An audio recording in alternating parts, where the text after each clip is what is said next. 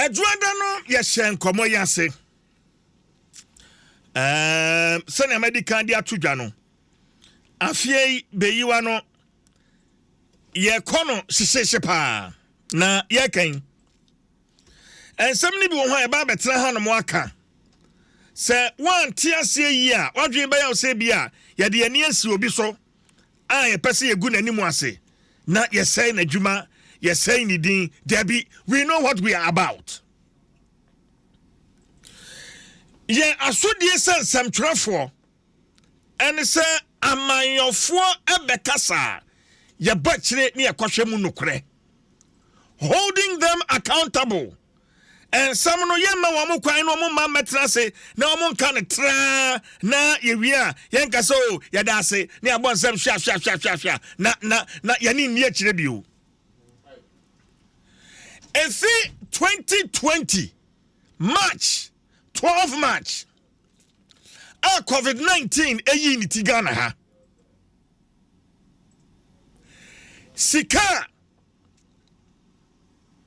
abawo mayim se yemfan ko COVID-19 ene eho enkontabuo ena sese esimani so na nienti akosimani so pa no because Beyi aye na dwene se baby asesi ayi wo man sikasam ato ape asiniti ase atete apansam akoduro no ubisa Beyi mu nipa bia no a ne a wode kwasa ne se COVID. Oh, COVID ba and amani emenyina ya basa and awa osha send a COVID no enye Ghana hankwa mu sha manone a COVID no sanso na man akese omumpa ya sabi ye kom ho abusia bo no aha mo economists nipa. And this is how communicators, government communicators, and fonia woman church no say COVID no de jama Ghana ha ana ewie yen doso COVID no Ghana ha ewie yen kra enso so COVID yi wamanya sika pa COVID yi wamanya sika pa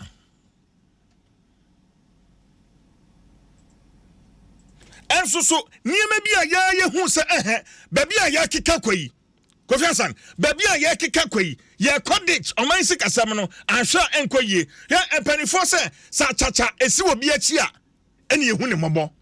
Temiye sa chacha esi obi achi a, ayo awutie mi, ene ye hu ne mobo. Ba sa chacha ne si nanimu a, ye hu ne mobo. Sa chacha no esi obi achi a, ene ye hu ne mobo. Meaning that asam no wan hu esi wachi enti ekoso achi nti wan hu ne ekoso na mom sa paasa ne wani tiasa ayo anati hwai now do come back there. You need no sympathy. Sika abo mayim according to Auditor General reporting the crime, and we are going to take time and chew on it. Yam pepre ya hunkra. Yam pepre ya hunkra. Edward and me out here, uhuni. Ministry of Information. Sika womo etiadiama womo as risk allowance. Ministry of Information 151,500 as risk allowance. So mo ba adwuma. Enti sa sika no womo ho.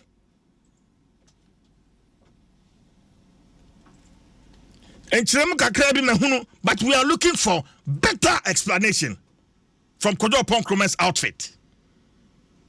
Sensikani ya wamudi yai. MNT allowances sanki adima frontline health workers, contact tracers. Sike sanki adima wamu yaka say bebre wakam bebre yatiam wamu.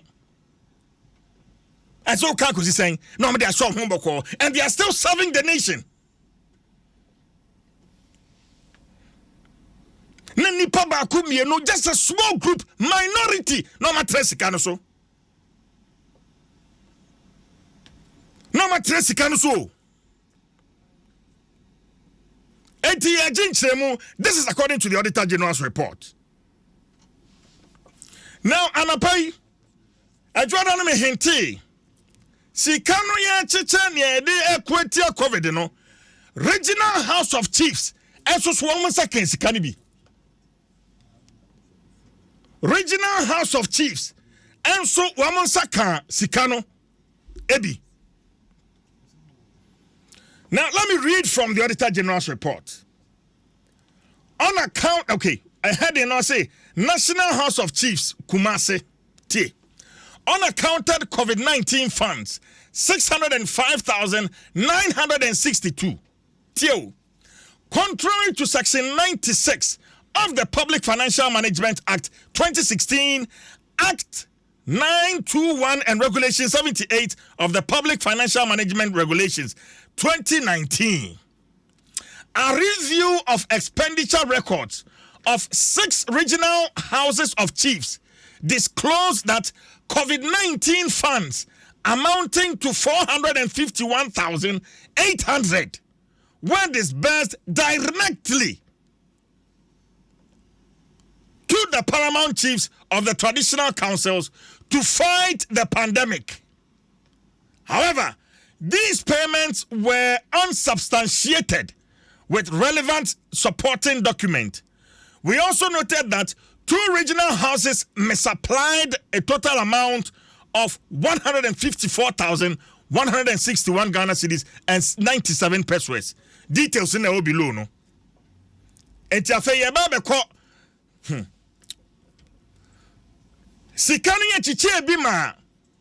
Na nanu matrankonya. Regional House of Chiefs. Se wa mon fa nko COVID. Ayen bia nananom kwan be no mfa so eko COVID yi. Wo mekire mu Kofi akwesi asempa. Nananom mekire kwan a wo mfa so COVID yi wo muti. Wo mfa so. Se sika no wo mudi ya apa ya friend nananom menti o madaroma ana COVID no ase. Ana so wam to face mask eto niema ana so wam call National House of Chiefs sitting ana wam de sika no etuatua wam ho aka.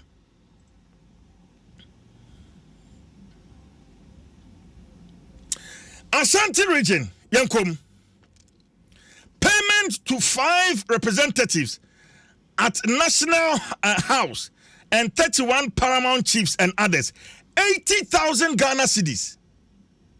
Kani 800 million. Amount received 80,000 Ghana cedis.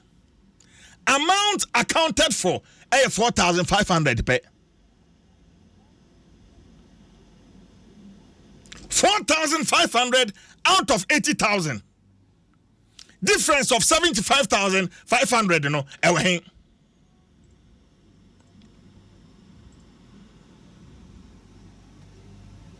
When you Ashanti Regional House of Chiefs, so Yambodin. Western Regional House of Chiefs, 22 paramount chiefs, our traditional council hono, one was so 80,000 Ghana cedis. COVID sika, COVID-19 sika ne eka wasem yo. Ashanti region put the so mutimi use 4,500. Western region there, chese. Woman to me account for even 1 peso. Because 1 peso of the 80,000 Ghana cedis. COVID-19 money. Woman D.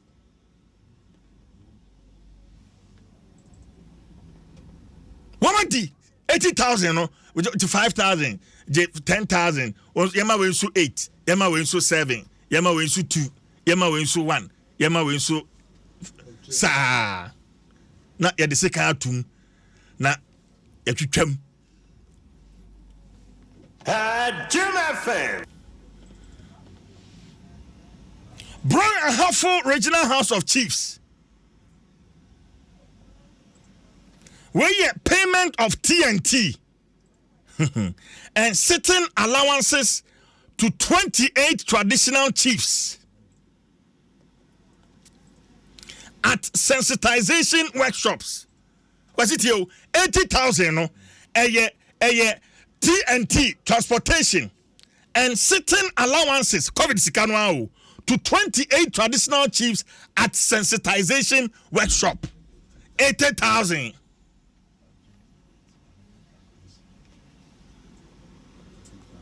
$80,000 no, emu 13,000 no matimi account for. Dia kano ashim 67,000 no ashe. Central Regional House of Chiefs. Woman so 34 paramount chiefs in the traditional council no. Woman so 80,000, 800 million. Woman dear city peswa kwa went to be account 80,000 in no. Ashe COVID sikano. Enti enam so Emma yeah domestic debt exchange program. COVID no abandon excuse. Say enunti enam so me pay IMF no. Sikani achiche bi man nananom ahemfo a. And sometimes when I'm to speak and address our chiefs, I am den kakra. Just as Sebana so for hon semwa. But say nyina yare yi ba yi na obi e didi hu say ya. Yei. Na neka chuchiri di ababa ya yekom ye kokopɛ $3 billion our IMF. Hwesika Ghana e ba yensem.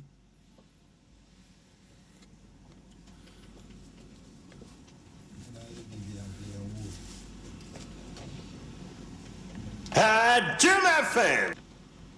Sikano ayabasa. Yadia iba ya sikani fi ase ba kwesi. I remember minority started raising red flags. Say look, sikani de we are eba no. Yanya hu konta. Se ne be na amfa ni so. Oh, monto mbo ase. Season mon twan endru ho. Auditor General be audit ya de accounts baba. Say any de adru hai.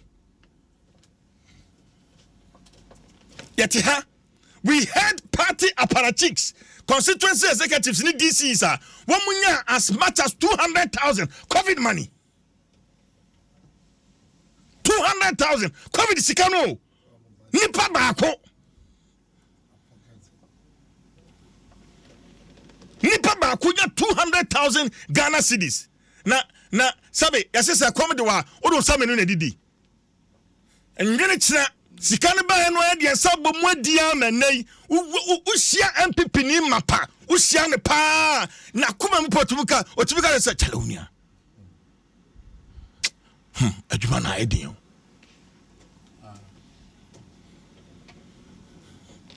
ne wo leadership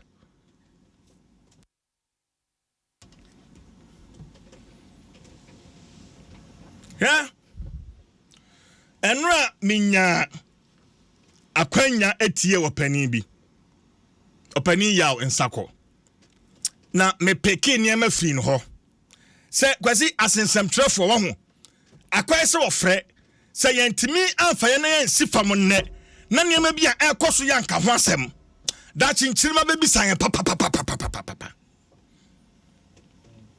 If this arm of government yensem trefo yan fam ha se yamfaye na yansi fam Abaiba wa promise agenda 111. Hospitals agenda 111. Sloganeering. Hey. One student, one tablet. Hey. One hot cocoa drink a day. Hey. Agenda 111. I'm not me tie minia kwaku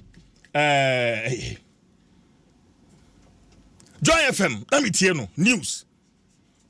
What the minority fuachi, omo kwahwe agenda 111. Ose oboase ho baby, just say contractor no ag 100 million no. Is it 1 million? Yeah, 1 million. Kwasi wo videos no. Waboase ho hospital no a ye tu amna ni wie no, rabasa. Are you on 5 day or the video no?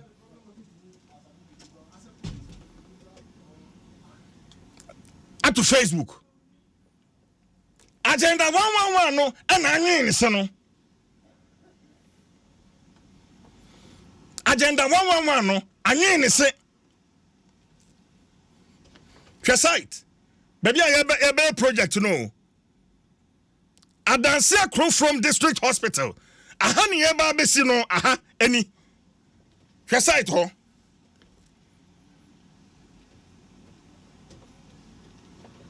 site ho adwuma yɛ wɔ hɔ ani o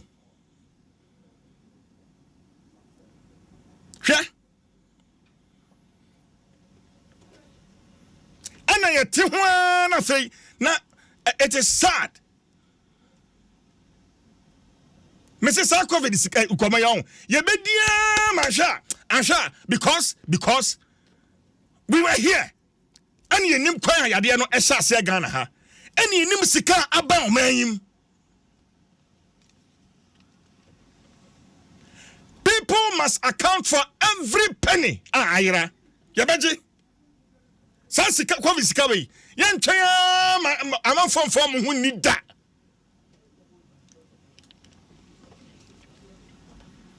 Abind in the second cover ya now you need to say agenda one man share site National Cathedral and so akwa bibia no I don't want to go there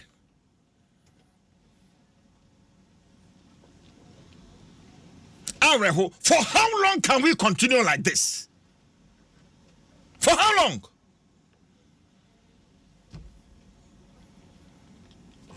Abai CCC hospitals so see holding centers COVID-19 everyone saying holding centers right and nekosho sa facilities na ban see during COVID no and nekosho se see man no da ball so touch wood se pandemic na ya de bi yi di biam some facilities na sisi last year or the last 2 years no kwesa ne aye sabi ya to abama mpanifo na mama yen sesi fam and then you tend to ask yourself are these people real how much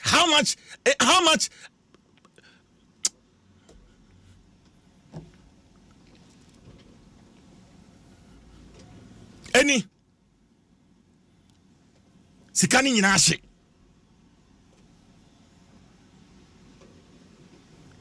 ye baba agenda one man so but the expenditure of our COVID funds